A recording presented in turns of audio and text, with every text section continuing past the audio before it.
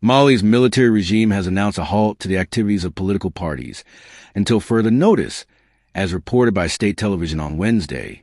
Before we proceed, please subscribe to the channel for more updates. This decision follows a rare wave of protests over the weekend, where hundreds took to the streets demanding a restoration of constitutional governance.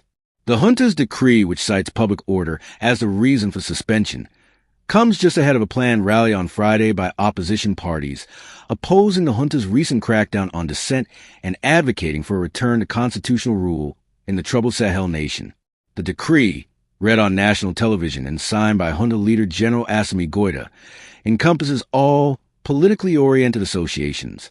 This latest move marks yet another chapter in the ongoing suppression of dissenting voices and the constriction of civic freedoms in a country that has been under military control since coups in 2020 and 2021.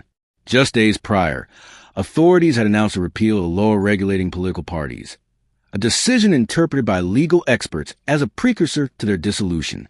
In a related development, two pro-democracy activists, including a notable leader of a political party, were reportedly abducted in Bamako by armed individuals after voicing their criticism of the military government and advocating for a return to constitutional governance and elections.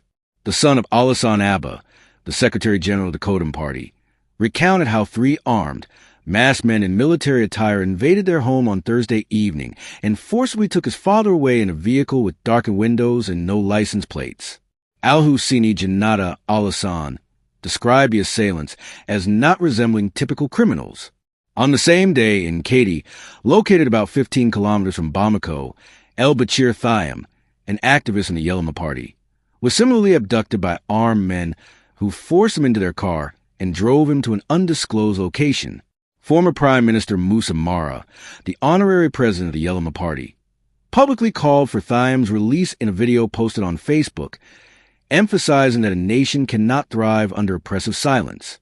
Both Thiam and Abba have been vocal critics of the military regime, advocating for a return to constitutional order. Mamadou Traoré, the head of the Alternative for Mali party, found himself in custody last month after voicing his disapproval of the military and the involvement of Russian mercenaries by Mali's transitional government.